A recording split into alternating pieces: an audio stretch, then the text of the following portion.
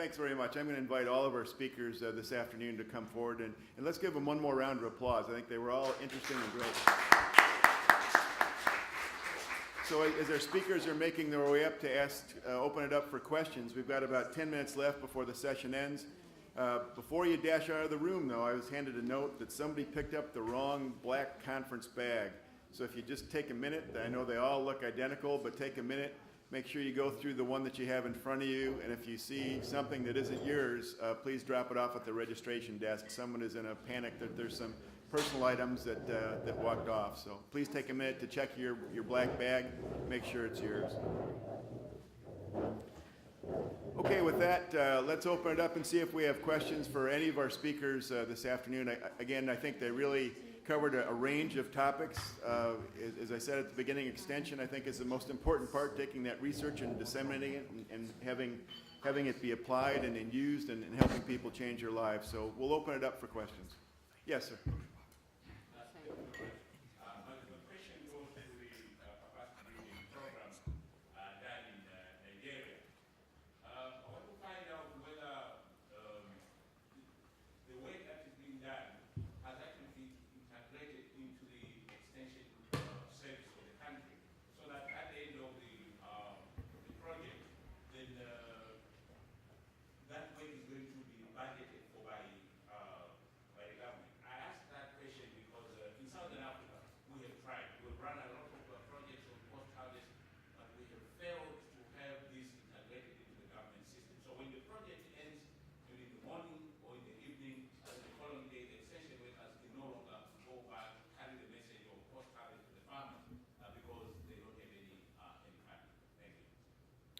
Okay, a very good question. So the question is if the program has been integrated into the federal government extension service. And the question is yes, it's an ongoing process. So what we're doing essentially is we've trained the trainer,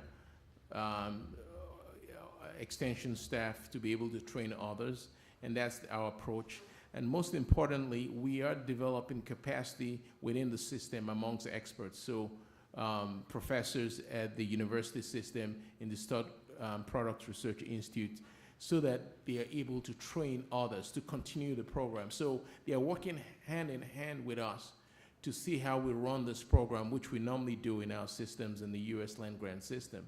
And so hopefully down the road, the extension staff will have the capacity in place within Nigeria to be able to rely on continuous training rather than just a one-time training program. So that's what we've been doing through the last 5 programs.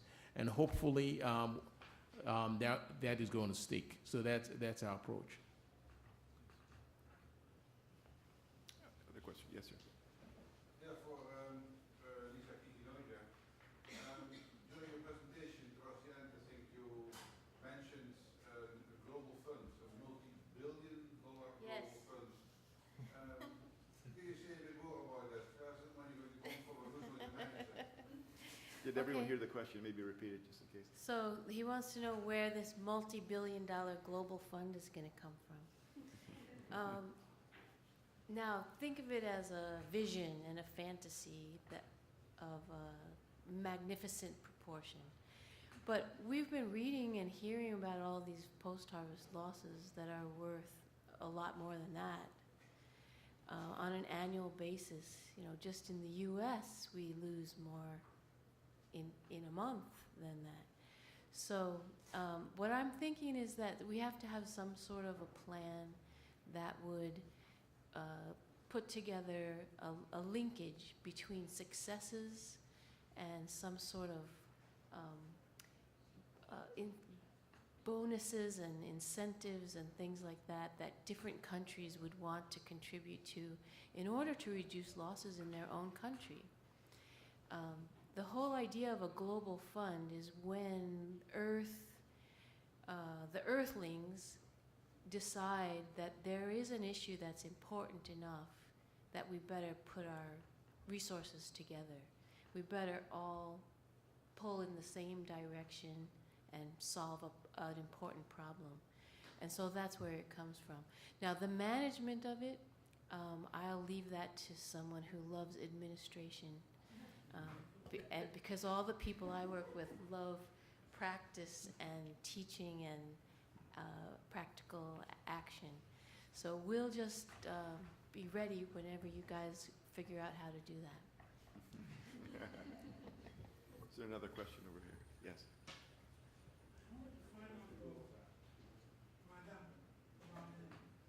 The needs assessment that we talk about, what will be the scope of that assessment? You're going to assess the needs of farmers, not only the... Well, there's 3 needs assessments. The process starts to find out what are the actual losses. There's a loss assessment at the beginning. Then there's a needs assessment for the farmers, or not just farmers in this case, because it would be any of the users, any of the actors that are involved in the post-harvest handling chain and in the value addition and marketing. And then there's an assessment of the people who are going to be responsible for doing the training. So all 3 of those things have to be assessed at the beginning, and then the next step would be to harmonize and make sure that the extension officers or the advisors have the skills and the tools and the confidence to go out and work with the growers or the handlers and solve the problems. So, and it's a cycle. So every time you finish one round, you start again and assess losses. Did you make difference? Do you want to do a different crop next time? Do you want to move to a new location? You just start again. Yep. One more question. I find it very surprising that such a work means in Nigeria, a lot of institutions, there was one local, it's not very strange. So when you say one local, we have local. Local institutions was a part of the project. Okay, so a very good question. So the question is, it's surprising that we undertook this large project without a local partner. So yes, when we started, we did not have a local institution partner. But remember I said we now have 2 local partners. And those, more than 2 actually, but these are 2 that we are actually funding. And I think it's great in the foresight of USDA and USAID to support that effort. So we have the University of Ibadan, and we're funding 2 faculty that are working alongside with us. We have the National Stud Product Research Institute. We funded 2 scientists on the Bello program to work with Dr. Opie at Oklahoma State and in research, and they're actually active partners with us. We have a lot of the training are done with market folks. That's grain traders in their warehouses. Those are local partners. So I didn't have the time to speak about a lot of that. In all the training, we invite at least 4 faculty members, 4 university lecturers we bring into the training. All the trainings we do that.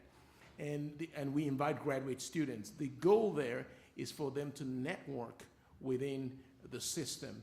And then we also invite the Strategic Grains Reserve Board. I think we've trained over 80 or 100% of their members. So they are local partners. I've not had the time to mention them here. But the goal is that these people trained will carry on the work after the funding has ended. Mm-hmm. Okay. So one final question, if someone has one. First of all, I'd like to acknowledge this has been the funnest workshop. I think so too. I think so too. I'm so excited. A couple things that I would like to address to Sabo. That I feel for women, and we train a lot in different countries, often they are not able to come to workshops for various reasons, but one because of cultural, that is dangerous for them, and had experience of inviting them, and it's been a bad situation. The other thing is that we've talked about, Lisa and I, making manuals for the market moms who have a different type of literacy, and have other young children have phones. So this is just really, really exciting. You don't need to generate paper. How do you distribute it? It's just really exciting. I have one comment that bothers me, and I know in your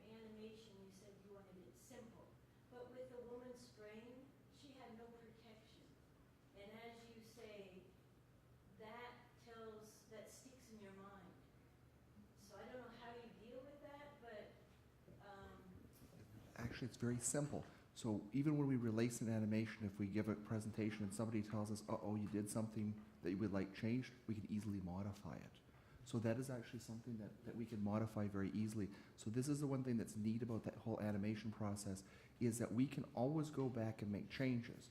So if there's anything that can be, when we get such feedback, it's very simple for us to make those modifications. The protective equipment is always such a difficult thing to deal with, because when you get into the whole exploitation of protective equipment, a lot of people just won't use it. So this is a grand challenge that we have, because I actually do a lot of work with pesticide issues. How do you convey that with protective equipment? That is a big challenge. But with the context of this animation, that's very easy for us to modify. Great. One way we know that it's not possible perhaps right then, but in the future, that's what they're attaining to, and Yeah. so that's still in the mind. Yeah. Well, I don't know. and that's very easy for us to modify, and it's just, but with all of these animations, as we put things, this is also the beauty of crowdsourcing. And so now we put it out, and somebody will phone us up and say, you know what, I do something different than in many animations. We say, that's absolutely fantastic. We pull it back, and then we just make those slight modifications to it. So that's actually extremely good comment. In fact, we got another comment on that animation where we sort of put it out for just general feedback, and people came back and said, there's one sentence I would do slightly differently. So we went back and forth with that person and made those modifications. So we totally agree with you. Totally agree. Let's thank our panel one more time. This is great.